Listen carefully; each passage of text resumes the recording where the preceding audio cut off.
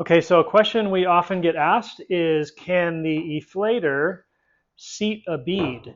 I've got this brand new Continental Der Kaiser 2.4. It's like a DH casing. I've installed this tire before. It is not an easy tire to install. To get the job done today, we've got tire levers. We've got 2 ounces of sealant. We've got, of course, the Eflator. We also have the Wheelie Wrench Pro, which just has a valve core remover. We also have a tie-down strap, which I'll explain later. And we've got this huge wrench, which I will be throwing at the wall if this doesn't go to plan. We'll start by wrestling this tire on.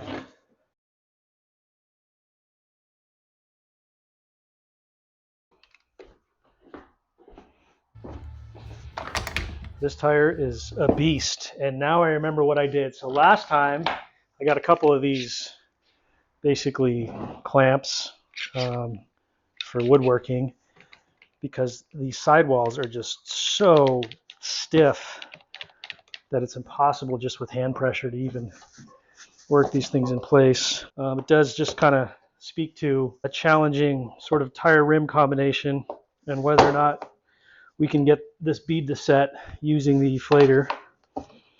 So let's keep on working this guy into place. Last critical, there it is. So now what we're going to do, now that we got it on, you can see that it's not on the bead. It's set to the middle of the rim right now. So the most important thing we got to do here is be sure that when we get some air through this valve, it's not going to just be bleeding out the sides. So what I like to do is kind of push on this tire right over the valve to spread out the beads as much as I can on either side of the valve. And then I go ahead and just do that around the entire tire. Now the next thing we're going to do, you might not need to do this in all cases, but I'm going to go ahead and do this just to make it a little bit less awkward, is I'm going to take this tie-down strap and I'm going to run this the circumference of the tire here. This is just going to create a little bit of extra compression. You can see how that looks, right?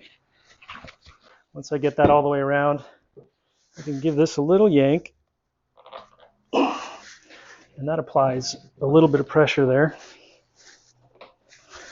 Let's turn our Eflator on here. I'm going to set this to about 30 psi, should do the trick. Okay, and we'll install that right over the valve there. Hit go and see what we get. It's hard to tell if I'm getting pressure with these sidewalls so stiff. So we're at about 10 psi right now, and once we see this start to increase, then we'll know if anything's actually happening. I'm going to go ahead and tighten this just a little bit, and I'm going to kind of give it a massage here too. I'm going to stand this up. I can compress the tire underneath the valve just to be sure that we're not leaking right at the valve, and we're definitely increasing in pressure now. We're at about 16 psi. So, and we're increasing pretty rapidly now. So I would say we're there. I'm going to set this thing down so we can just listen to the bead seat now. There we go. 28 psi. That might have been it. Just one pop. Let's take a look at this side. Usually there's a little line at the edge of the tire, right where the tire meets the rim. You can see if that line's buried or if it's showing. And looks like on this side it's showing, and on this side it's showing. I put the sealant in afterwards because I really hate making a big mess. If you don't get a tire to seat, not only did you waste a whole bunch of sealant, you probably made a huge mess. And then what we'll do is we'll air down, and then using the Wheelie Wrench Pro, go ahead and pull the valve core out.